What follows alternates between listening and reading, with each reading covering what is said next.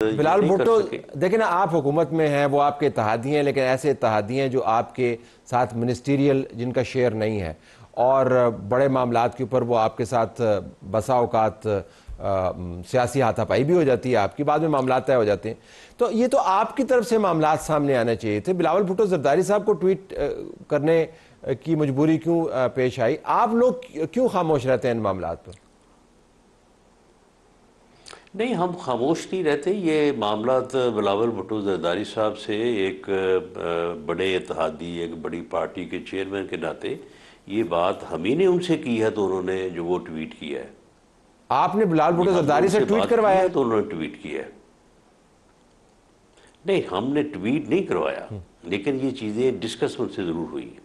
अच्छा, इससे मुराद ये है कि अब मामलात फिर तय है ना, तो फिर आपके नंबर्स पूरे होंगे ना असेंबली में। ज़ाहिर है आप इतना बड़ा मामला कौमी बहस में तो नहीं कन्वर्ट कर सकते अगर आपके पास नंबर्स ना हो, और पीपल्स पार्टी के बगैर आपको 2/3 मिलती नहीं है।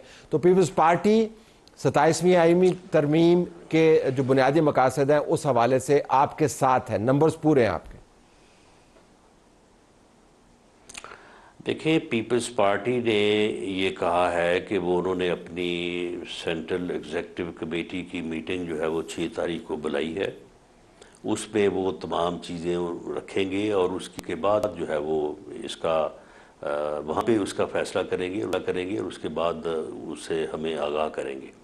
अब हमें उनको प्री जज तो नहीं ना कर लेना चाहिए कि हम आज ही कह दें कि जी वो हमारे साथ है और उन्होंने फैसला कर दिया। वैसे तो आपकी बड़ी गाड़ी चिंती है, आपकी इतनी बातचीत होती है, आप जो है वो ट्वीट भी आपकी बातचीत के बाद सामने आता है, तो अब जाहिर है फिर तय हुआ होगा ना राणा साहब। दोनों बातें दुरुस्त नहीं हो सकती ना, या तो मामला तय है या मामला तयशुदा नहीं है। अगर अगर अगर अगर गाड़ी छन जाए तो वो भी आपको जो है वो वारे नहीं होती, और अगर कोई आपस में सियासी हाथापाई हो जाए तो उसके ऊपर भी आप तनकीद करते हैं। दोनों में से कोई एक चीज़ को तो आप जो है वो अप्रिशिएट करें। हम तो ज़रा तवाज़न के हामी हैं, तो हम चाहते हैं कि हर चीज़ तवाज़न के साथ चले। तो चले ठीक है, आप भी ये तय कर लेना कि आपने 18वीं तरमीम करनी है या 27वीं तरमीम करनी है। आपसे भी तय नहीं हो पा रहा, आपसे तो 26वीं और 27वीं के दरमियान का रास्ता नहीं तय हो पा रहा।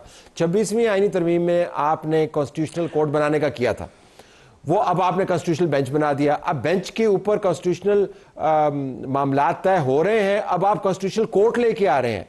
तो राणा साहब, तय तो तुहाडे कोल भी नहीं हो रहा कि करना।